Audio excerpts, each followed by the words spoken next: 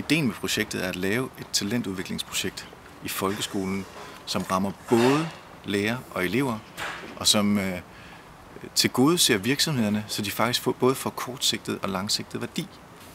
Kortsigtet, fordi at vi gerne vil have erhvervslivet til at sætte nutidige, igangværende opgaver på spil i en forsimplet form, og lade eleverne arbejde med en løsning af den her opgave.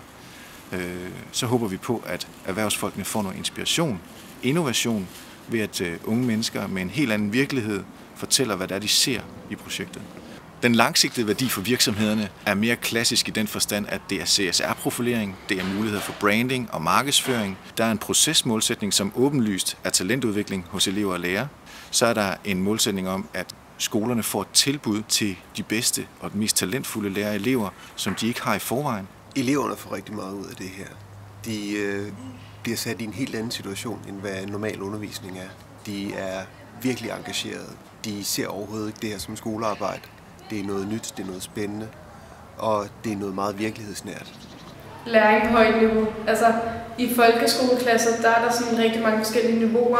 Så hvis man er på et højt niveau, så får man ikke så meget ud af de sådan normale lektioner. Jeg tænker, at vi som skole kan få rigtig meget ud af det, fordi det er dels en måde at skabe netværk blandt lærere og elever.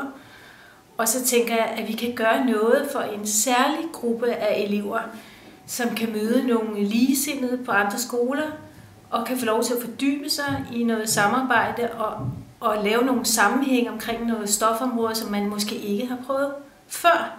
Det her talentprojekt var også lige så meget en talentudvikling for mig.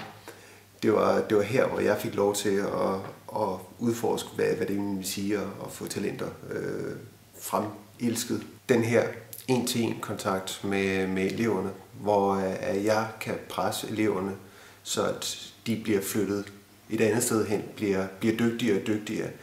Det er blevet til en helt naturlig del for mig. Nu har jeg arbejdet så meget med det, så nu tænker jeg ikke engang længere over, at det er det, jeg skal. Nu gør jeg det bare. Som biokemiker er vi meget ensporet i vores fag, vores naturvidenskabelige del af faget, hvorved det her projekt har givet mig et større billede af, at det er ikke bare det at danne den her proces, men der er lige pludselig også en pris og et marked, der skal tilpasses projektet. Det skiller sig lidt ud fra min hverdag, hvor vi bare kører på, og så når vi har et produkt, så sender vi det videre til en, som så kan tage sig af de andre analyser. Og det var jo ikke ligesom i en almindelig undervisningssituation, hvor man kunne opleve, at nogen, som jeg kender, godt kunne sidde og snakke sammen. Her var der bare sådan, man kunne sige, at de var optaget af det, man kunne sige, at de var rigtig ægte optaget af det. Det er en oplevelse, man aldrig vil glemme, og jeg føler mig meget klogere nu efter det her forløb. Jeg føler, at jeg har styr på alt i kemi, og bare kan gå op til eksamen og få et 12. Så jeg begyndte, der var sådan, i hvert fag i folkeskolen, så var der et projekt, der hørte til det.